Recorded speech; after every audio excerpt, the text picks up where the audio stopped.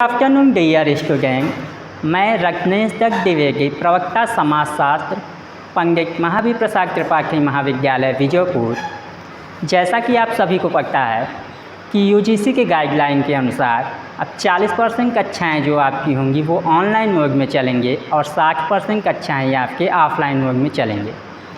तो इसी सिलसिले में ऑनलाइन मोड में मैं आज आपको MA समाजशास्त्र चतुर्थ सेमेस्टर के सिलेबस के बारे में बताने के लिए आया हूँ। तो आप कृपया इसे नोट डाउन कर लीजिएगा।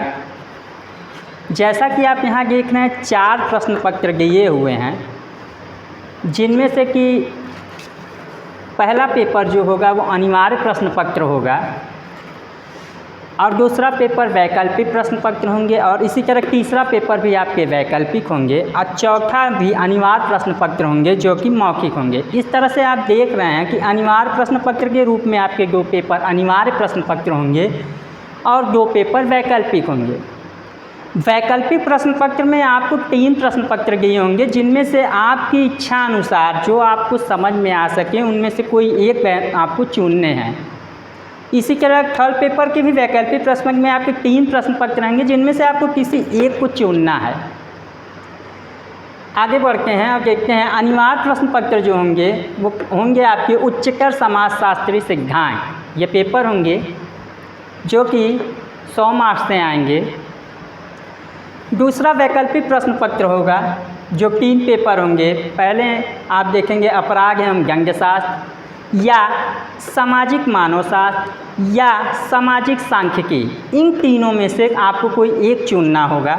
इसी तरह वैकल्पिक प्रश्न पत्र थर्ड पेपर में आप देखेंगे कि भारत में नगरीय समाज या संस्कृति का समाजशास्त्र या गांधी विचार एवं समाज, इन 3 में से कोई आपको एक ही चुनना है। चौथा प्रश्न पत्र अनिवार्य है जो कि वाइवा वाइज होगा, मौखिक प्रश्न पत्र होंगे। ये सभी प्रश्न पत्र 100 मार्क्स के होंगे, मतलब टोटल आपके 400 मार्क्स के होंगे। ठीक है। अच्छा, अब बात किया जाए कि वैकल्पिक प्रश्न पत्र में हमें लेना क्या सही रहेगा।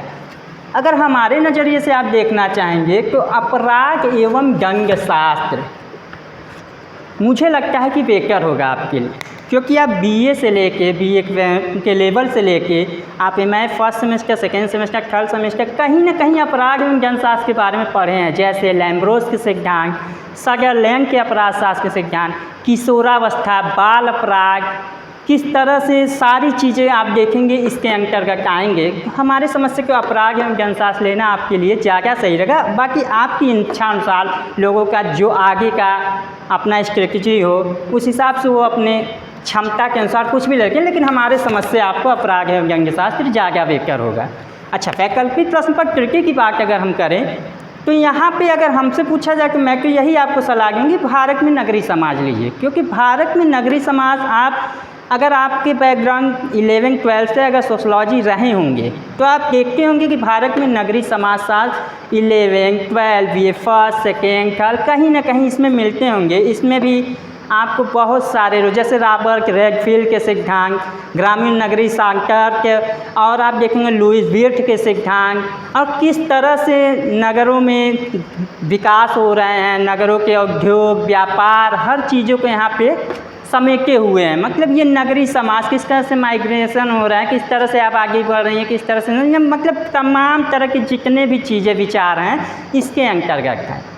संस्कृति का समाजशास्त्र कुछ नया लगता है, इसको आपको समझने में थोड़ा हो सकता है। गांधी विचार भी अपनी जगह ठीक ही है, गांधी विचार को भी आप चाहेंगे तो पढ़ सकते हैं, लेकिन अगर मेरी समझ से देखा जाए तो भारत में नगरीय समाज आपके लिए ज़्यादा बेहतर पड़ेगा। और चौथा प्रश्न पत्र है मौखिकी।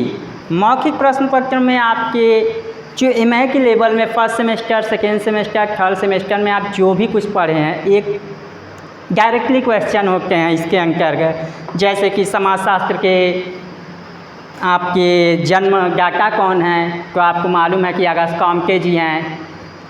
इसी तरह से आप कह सकते हैं कि आपसे पूछा जा सकता है कि आत्महत्या के सिद्धांत किसके द्वारा रचित हैं, तो आप बता सकते हैं आत्महत्या के सिद्धांत डोर्खिम जी के द्वारा लिखा गया हुआ।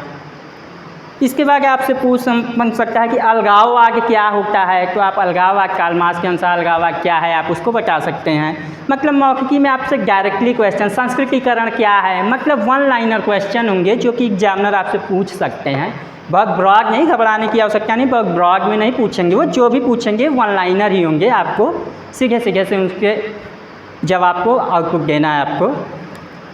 तो ये रहा आपके एमए समाजशास्त्र के सिलेबस, इसको आप नोट डाउन कर लीजिए। इसके आगे हम अगर पढ़ते हैं तो अब हम देखते हैं कि उच्चतर समाजशास्त्री सिद्धांत, ये जो प्रथम प्रश्न पत्र है, इससे रिलेटेड हम आपको कुछ महत्वपूर्ण समाजशास्त्रियों के बारे में अगले वीडियो में बताएंगे। पहले आप सबसे पहले तो आपका ये कार्य है कि आप इस चीज़ को नोट डाउन कर लो, ताकि आपको पता रहे कि आपको पढ़ना क्या है, कहाँ से क्या है, कैसे है, इस चीज़ों को आप देख लीजिए पहले। इसके बाद हम अगले अपने नेक्स्ट वीडियो में आपको उच्चतर समाजशास्त्री सिद्धांत से क्लास को स्टार्ट करेंगे। कृपया इसे आप ध्यान दीजिएगा और आगे बढ़िएगा। धन्यवाद।